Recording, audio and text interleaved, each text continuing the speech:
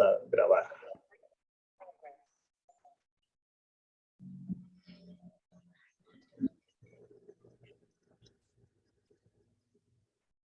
Entonces, estamos hablando de los conceptos más importantes de la medición de gastos, ingresos, activos y pasivos. ¿Qué debemos entender por medición? Esto es un proceso de ¿qué? De determinar en términos monetarios, en lo que la empresa va a medir los activos, los pasivos, los ingresos y los gastos, y registrarse en los estados financieros. La NIF para pymes especifica dos bases de medición habituales: el costo histórico y el valor razonable. ¿Cuál es el costo histórico? Ese es el importe del efectivo o equivalente de efectivo. Más adelante vamos a ampliar estos términos en las clases futuras sobre efectivo y equivalente de efectivo. O el valor razonable de la contraprestación entregada para adquirir el activo en el momento de su adquisición. Y el valor razonable es el importe por el cual puede ser intercambiado un activo o cancelado un pasivo entre un comprador y vendedor interesado y debidamente informado. Lo que quiere decir es que ambos están debidamente informados y que se ponen de acuerdo ¿para qué? Para realizar esa transacción en condiciones de independencia mutua. Es decir, que no hay presión de un tercero en la relación de intercambio. Entonces, por un lado, hay un costo histórico que está definido, un importe que puede ser efectivo o equivalente de efectivo. Equivalente de efectivo rápidamente es aquello que se puede convertir en efectivo rápidamente, pero no es efectivo. Por ejemplo, equivalente de efectivo es una inversión en reportos. Inversión en reportos, los reportos son instrumentos financieros que se mercadean en la bolsa de valores. Y si ustedes ingresan a la página web de la bolsa de valores, ahí se van a encontrar con que los reportos es el principal instrumento financiero de negociación, ya sea de oferta o demanda de dinero. Entonces, si yo tengo un reporte, ese instrumento, es porque tengo obviamente el documento que me respalda que poseo un cierto valor. Y eso es efectivo inmediato. Yo lo puedo convertir. Obviamente tenemos que saber que hay un costo financiero, ¿verdad?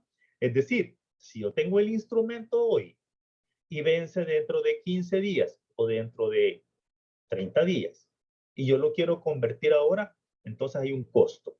Así se lo compramos anticipadamente, pero usted iba a ganar 50, ya no va a ganar 50, va a ganar 20, así funciona.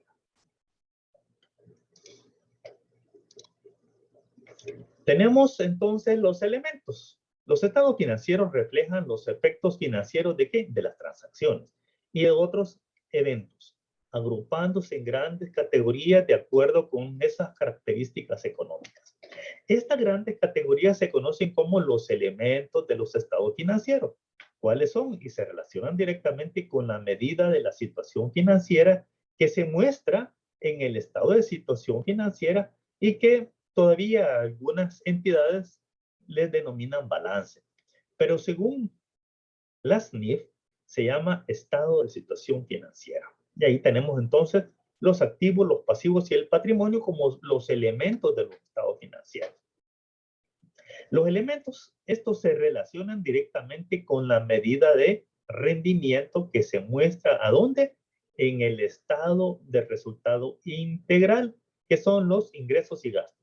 Ahora, las NIF habla de estado de resultado integral y lo vamos a ver en su momento. Los ingresos y los gastos se definen entonces en relación con los cambios que ocurren en los activos y pasivos. Es decir, el fundamento y origen de los ingresos y gastos están en activos y pasivos. Por consiguiente, estos se constituyen como elementos fundamentales.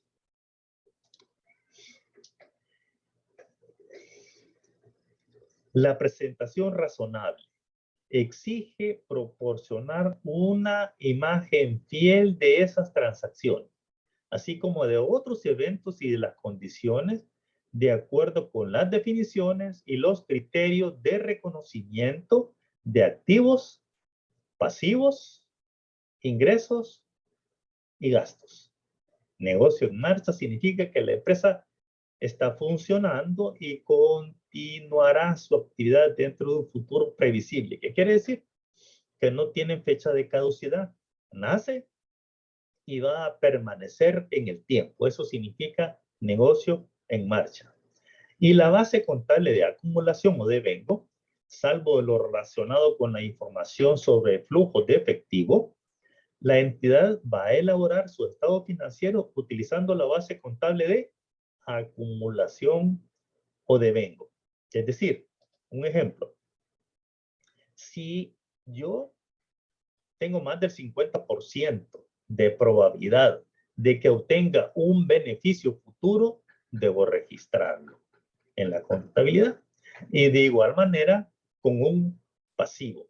Si es arriba del 50% que me va a afectar mi salida o una salida de efectivo, tengo que registrarlo. Y a eso se refiere la base contable de acumulación o muy conocido como devengo.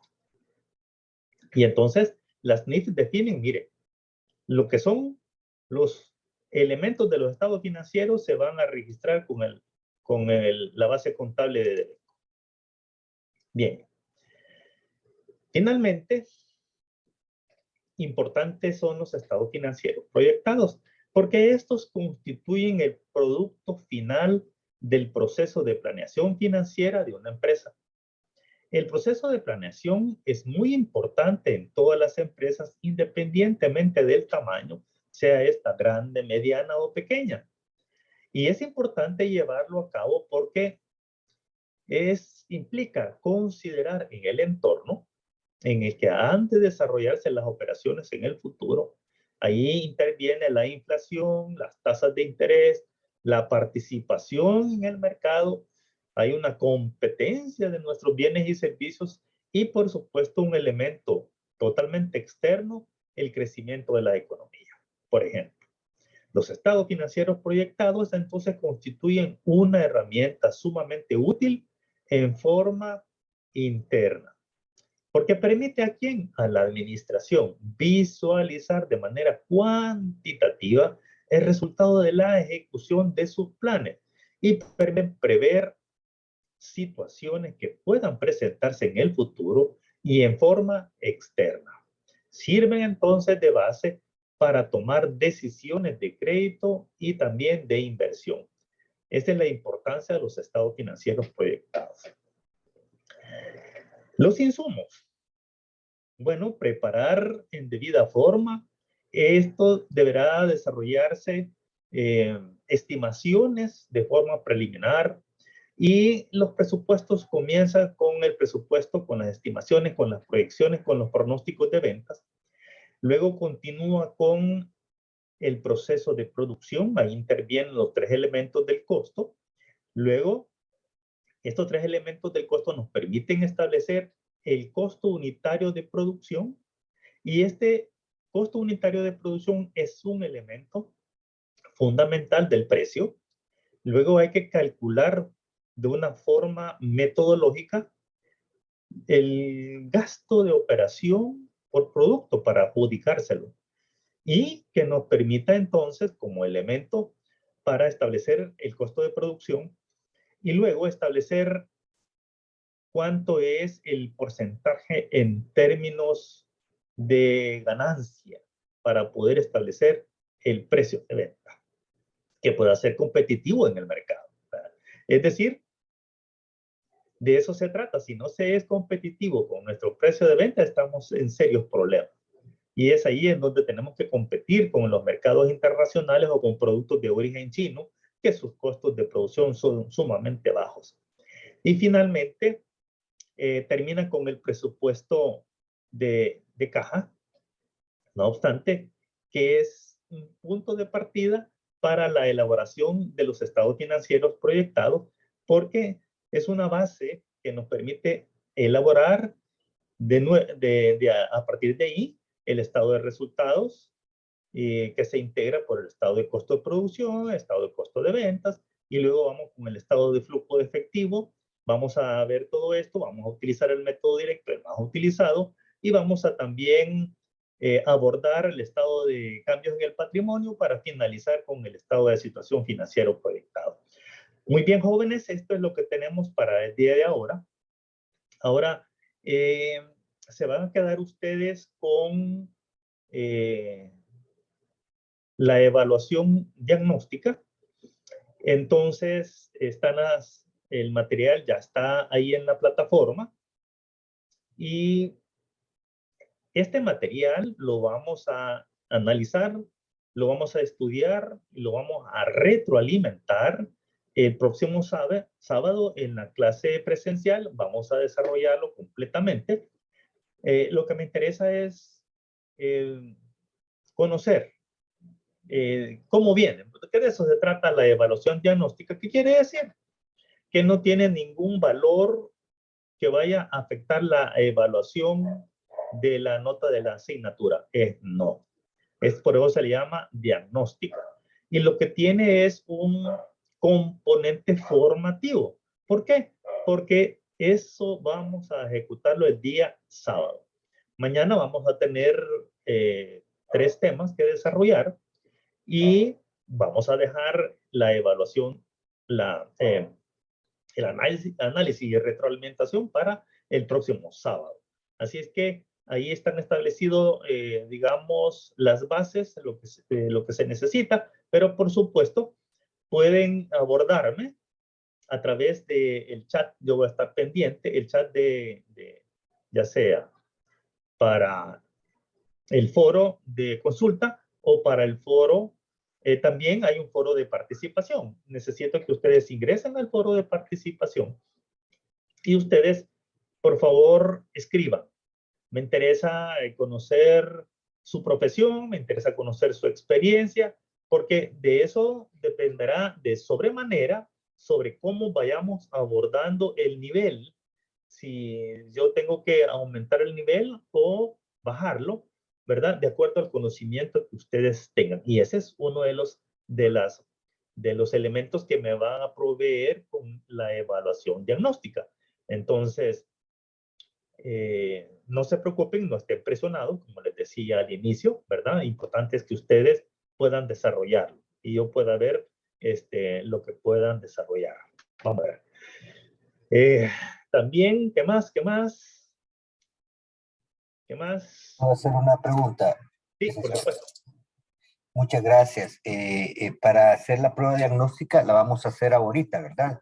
Sí, ya está en plataforma y me la van a entregar, fíjense, tienen chance todo el día de ahora y mañana.